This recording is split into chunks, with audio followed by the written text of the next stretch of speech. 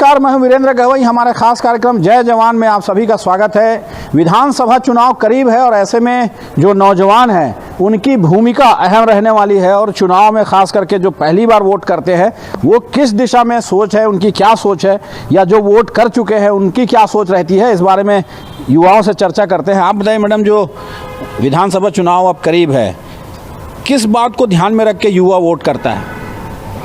कि अच्छा चले देश और कुछ नहीं। आपके हिसाब से अभी जो वर्तमान सरकार है वो किस तरह काम कर रही है, या जो पिछली सरकार थी वो कैसी थी? सरकार जो काम करे वो पसंद ही नहीं आता तो क्या बताए सर।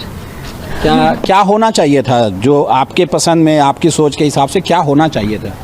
युवाओं के लिए और थोड़ी उन्नति होनी चाहिए थी पढ़ाई लिखाई में, ताकि वो अच्छे से पढ़ लिख सके और जो पढ़ नहीं सकते उनको पढ़ाया जाए। तो सरकार तो कह रही है हम नए स्कूल खोल रहे हैं, इंग्लिश मीडियम स्कूल खोल रहे हैं, इंग्लिश मीडियम का कॉलेज खोल रहे हैं। आप कह रहे हैं कि पढ़ाई की दिशा में कुछ नहीं? हाँ, खोल रहे हैं, लेकिन खोलने के बाद वो जो फीस वगैरह बढ़ाते हैं उनको कम करना चाहिए। हाँ, इतनी ज़्यादा फीस कोई भी अफोर्ड नहीं कर पाता है कहीं पे भी, चाहे वो सरकारी, और सरकारी कॉलेजों में भी आजकल फ़ीस ली जा रही है।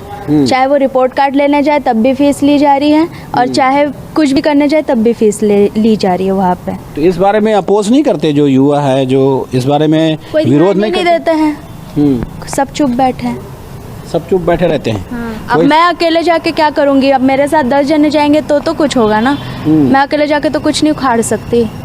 बस सर, और कुछ नहीं बोलना। बिल्कुल, जो युवा हैं उनकी नाराज़गी इस बात से है कि फ़ीस बढ़ती है और युवाओं के लिए जो जॉब होना चाहिए वो होना चाहिए। आप बताइए, आप युवा वोटर हैं, पहली बार वोट करने जा रहे हैं, क्या दिमाग में होगा कि किस तरह से वोट होना चाहिए? आपका जो प्रतिनिधि है वो कैसा होना चाहिए? प्रतिनिधि को सर अच्छा होना चाहिए, क्योंकि युवाओं सबसे ज़्यादा जनसंख्या में वही हैं, और उनके लिए अगर वो अच्छा करेंगे तो आगामी अगर वो बढ़ते हैं, उनकी जब एज होगी 5-5 साल, तो वो भी अपने बच्चों को वही सिखाएंगे कि इनको वोट करें।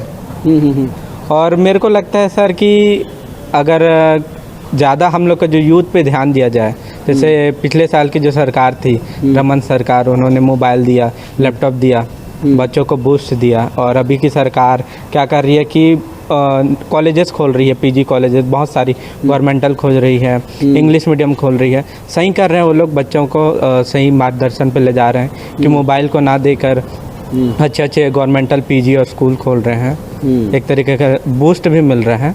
पर यूथ के लिए अगर वो चाहें इस साल तो मोबाइल भी बांट सकते हैं, क्योंकि यूथ को कई बच्चे रहते हैं जो इस बार क्या है कि पढ़ के गवर्नमेंटल कॉलेज में कहीं ना कहीं कम फीस में हो जाता है, पर मेन क्या हो जाता है कि इस बार का पढ़ाई कोविड के बाद डिजिटल हो गया है, तो उनको भी अगर लैपटॉप और मोबाइल मिल जाता तो सहयोग हो जाता। ये जो युवाओं को नौकरी, बेरोजगारी भत्ता, ये सब भी ज़रूरी है क्या?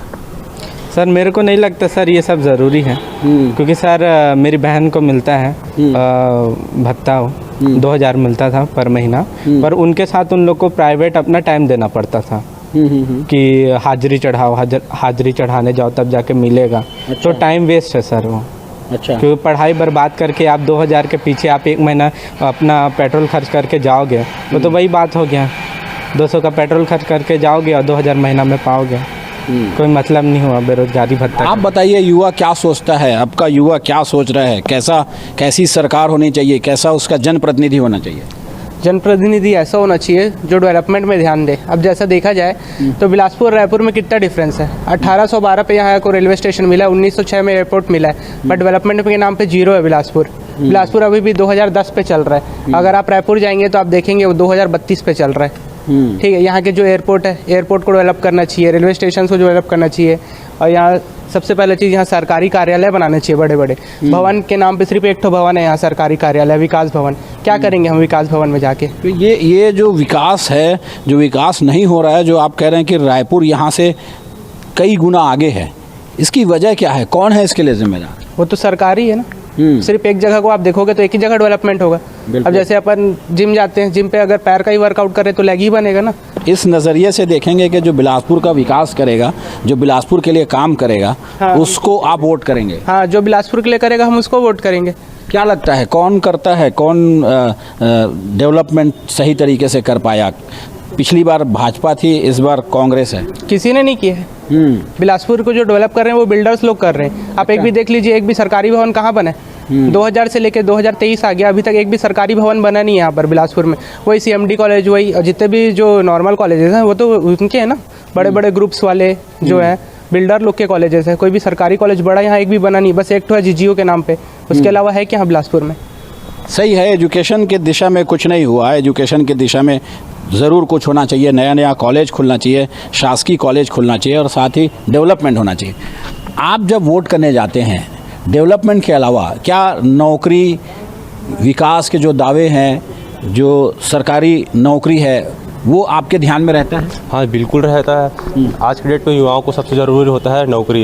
एक ग्रेजुएशन के बाद इंसान को खोज होता है तो पहले नौकरी की होता है। उसके बाद परिवार में जो भी हो अपने परिवार की और आगे बढ़ेगा, वो अपने गृहस्थ के लिए आगे बढ़ेगा, तो उसको नौकरी की सबसे ज़्यादा ज़रूरत होती है। आज के डेट में नौकरी सबसे महत्वपूर्ण हो चुका है अपने जीवन लाइफ में। तो वही है कि अगर सरकार को वोट के लिए चाहिए तो नौकरी के पर ही ध्यान देना चाहिए। जितना ज़्यादा युवाओं को नौकरी मिलेगा उतना ज़्यादा सरकार को भी इसमें हम लोग को बेनिफिट होगा।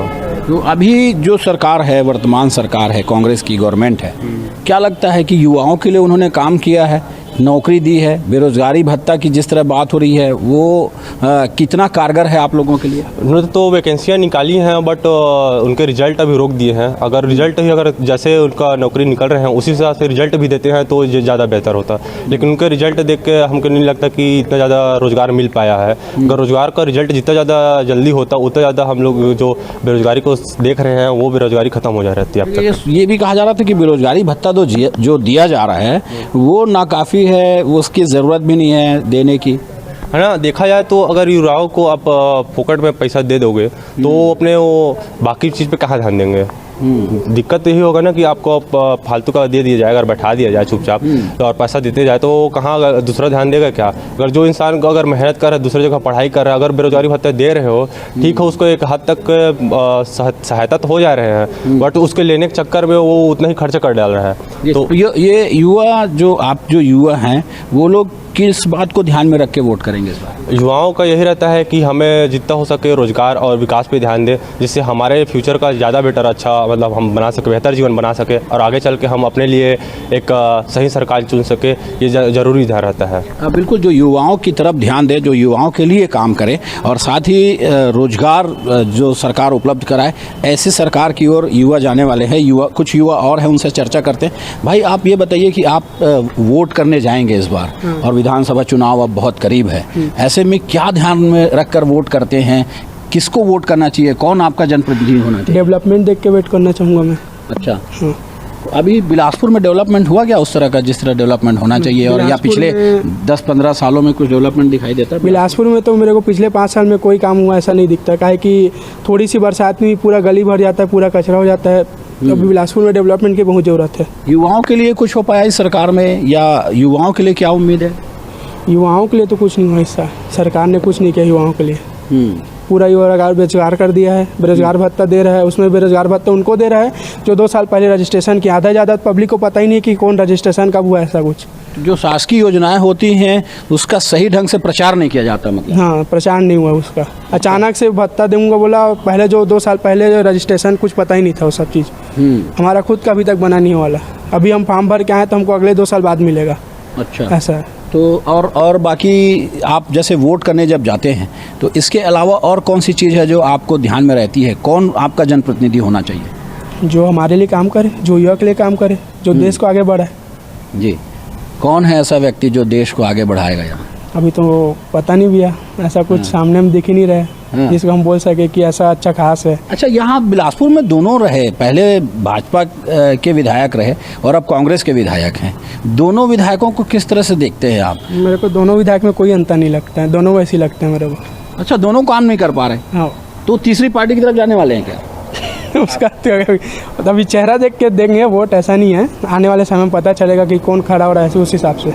बिल्कुल सही है कि जो युवा वोटर है वो ये कहता है कि जो उनके लिए काम करे, चेहरा देखकर वोट देंगे, कि जो बिलासपुर का विकास करे, जो शहर का विकास करे, प्रदेश का विकास करे और युवाओं के लिए काम करे, ऐसे जनप्रतिनिधि को वो चुनना चाहते हैं। कैमरामैन विकल्प तलवार के साथ वीरेंद्र गहवई, न्यूज़ 24 बिलासपुर।